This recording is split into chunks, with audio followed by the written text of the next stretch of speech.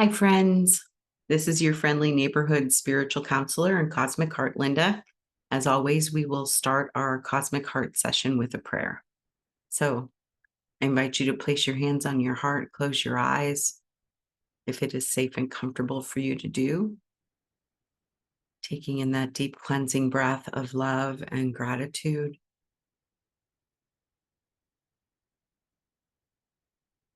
Letting go of anything that came before this moment. Setting aside anything that is to come after this session, knowing that we will easily and effortlessly be able to pick it up again if it is ours to do. We're grateful and thankful for being the two or more who are gathered in the name and the nature of love. Grateful and thankful for our willingness to remember the truth of our identity, which is perfect love, unconditional joy, peace, harmony, wisdom, clarity, beauty.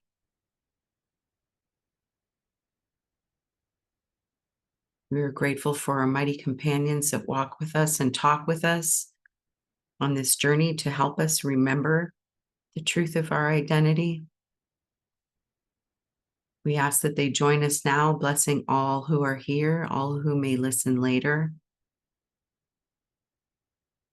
loving, guiding us, walking with us, and inspiring us as we sit for just a moment in silence to set our intentions for this session today.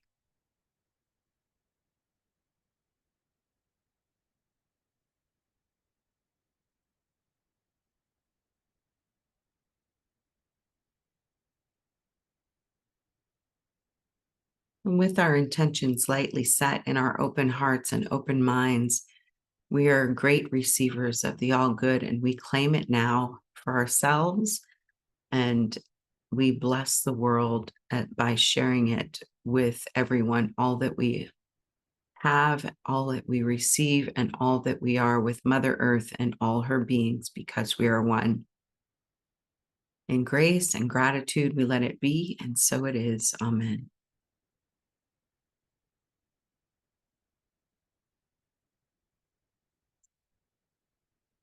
So, whatever comes through today, I trust that it's coming from a place of love and only love, even if it may seem difficult to hear. But I am trusting that you were brought to this video today because there is something in it for you to hear that will be helpful. So, I'm a little late in creating a new video this week. And so I thought I would just talk about being real about this grief journey that I'm on right now. It's been less than a month since my husband passed away.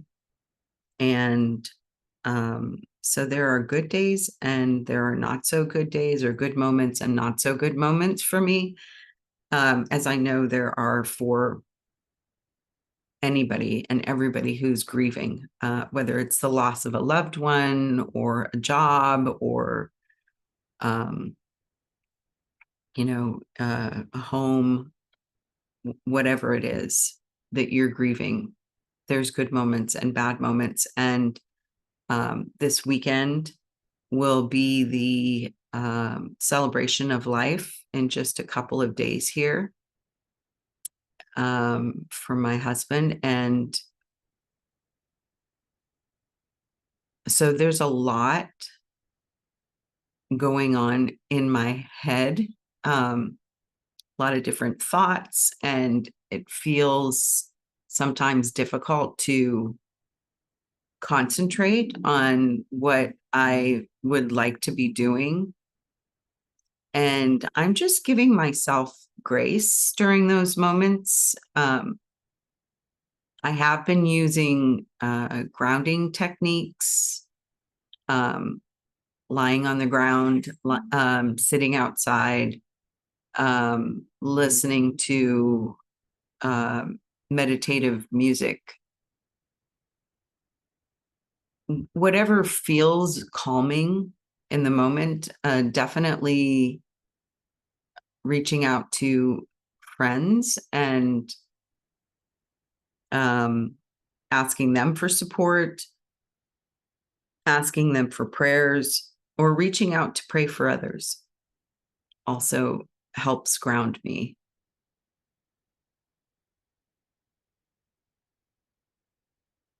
And sometimes still it can feel challenging. There's a lot of busy work that has been needing to get done. And I know that I will do it.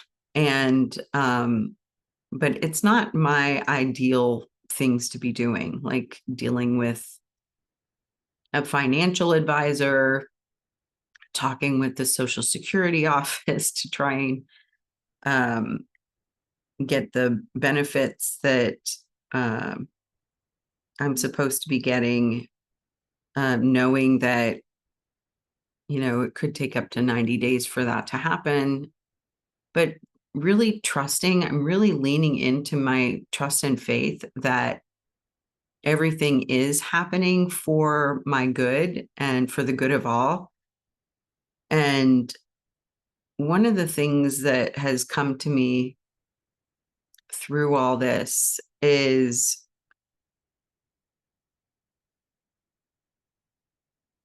just feeling so solidly that this is absolutely for my highest and best. And also for Rudy's highest and best, also for our son's highest and best. And I can see that looking back now. Um, in our relationship, I was always the fiery one that would go off. Um, just being very easily triggered into um, reacting to things in ways that now I feel are was overreacting, like quite the drama queen. Just call it out. It's like I see it. And but I always had a very strong connection to spirit since I was a kid. And what I'm able to see now is that even my husband getting diabetes turned out to be a blessing for the both of us. So the chronologically, what happened was in the early to mid 2000s, he was diagnosed, and he really thought that he was going to be able to avoid that diagnosis because the others in his family that were diagnosed with it were heavy drinkers, and he was not. So he was very angry about receiving that diagnosis. And he, during his midlife crisis, which I think we all kind of have a little bit of that going on sometimes, during that time in our life, in our 40s ish, his midlife crisis was that he decided he wasn't going to be diabetic anymore. And I think I may have mentioned this earlier in another video. But what I have come to see is that initial diagnosis is what has brought me and my family to where we are today.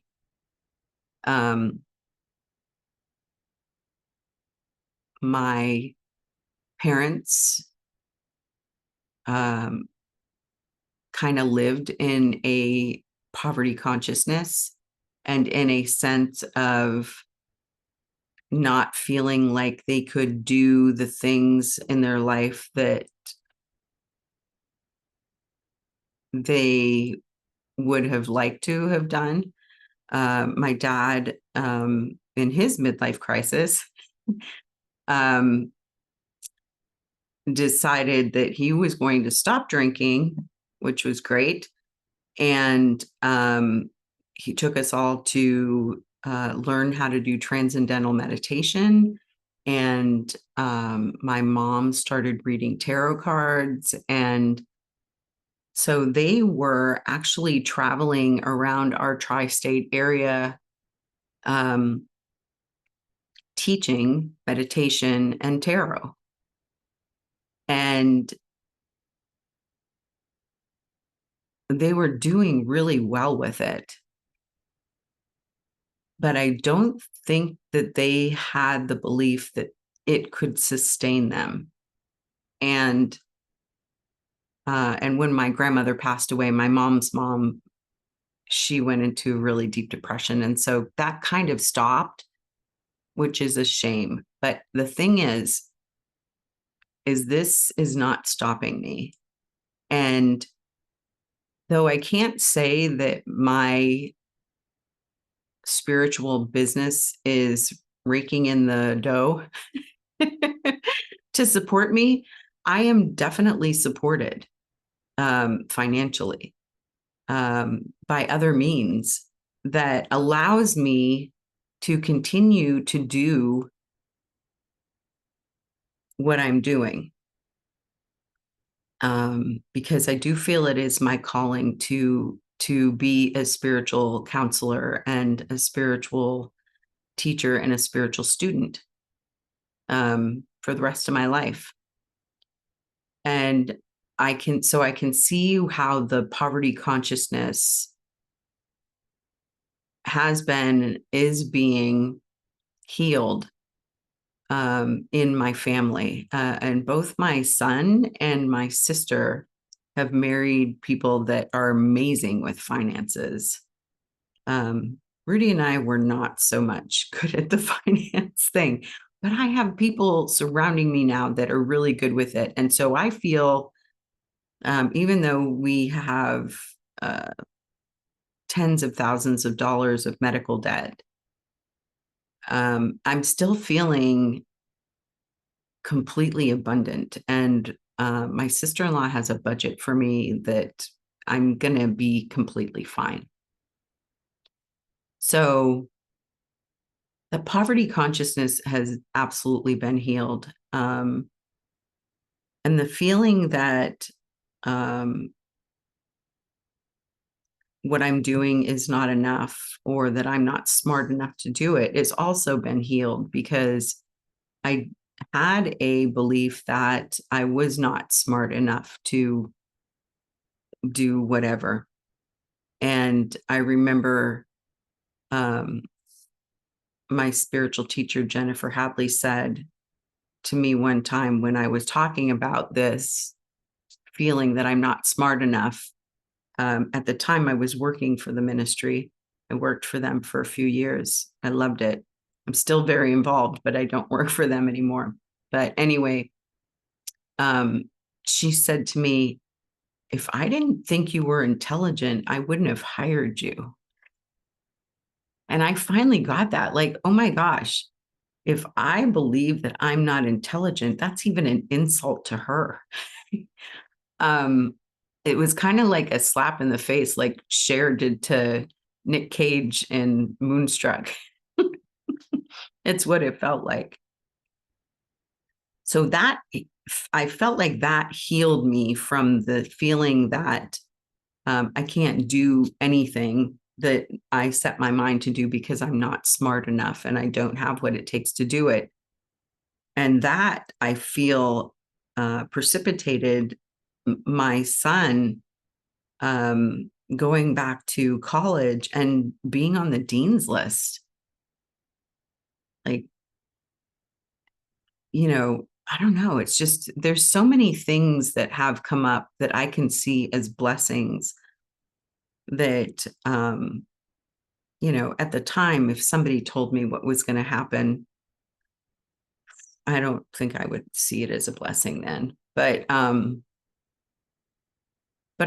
here to just be real and to let you know that, things are challenging and I'm struggling off and on with emotions and feeling frozen and stuck at times, but not to a degree that I think it's going to take over my life. I mean, I went to um, summer concert series with a couple of girlfriends that we've been going to for at least a dozen years together. And when we got there and the music started to play, I got very sad because I was thinking, when I get home, Rudy's not going to be here for me to tell him about the evening, tell him that I thought that the Motown group wasn't so good. Sorry, dudes. But that the band afterwards, who is all local musicians, um, were amazing. They played a bunch of Pink Floyd Dark Side of the Moon, which is one of my all-time favorite albums. And it made me cry. It made me cry at the very beginning, and it made me cry again when we were getting ready to come home. And my two girlfriends, one of my helpers, my two girlfriends were there witnessing me and holding me while I was crying. And they were just so very sweet through all of it. And my one girlfriend that dropped me off, she said, "Do you want me to come in with you?" And I said, "No, I have to learn how to do this on my own. This is my life now. So I'm determined to live it." And so I came into the house and it didn't feel as empty or challenging as I thought it might. Of course, my two cats were here, and I just yelled at Rudy, "You're supposed to be here so that I can be telling you about this evening." And I felt so much better. And then, of course, I texted them and let them know that I was okay, so they didn't worry through the night. But um, yeah, I think my cat's telling me this video has gone on long enough. Anyway, so I'm just here to be real about this grief journey. And I hope this helps somebody. If you find it helpful and you would like to go deeper, you can work with me one-on-one. I have a little obstacle here. Leave a comment below. My counseling sessions are typically 45 to 60 minutes long, cost $100. I can share more details when you reach out in the comments for your appointment. So again, please share this video with family and friends who you feel it may support. I would love to hear your feedback or suggestions for future topics. Also, be sure to like, subscribe, and hit that notification bell so that you know when new videos are available. Thank you so much for your time and attention today. Sunny and I appreciate you. Much love, and oh dear, stay true to your own cosmic heart. He's eating my sage. Bye for now.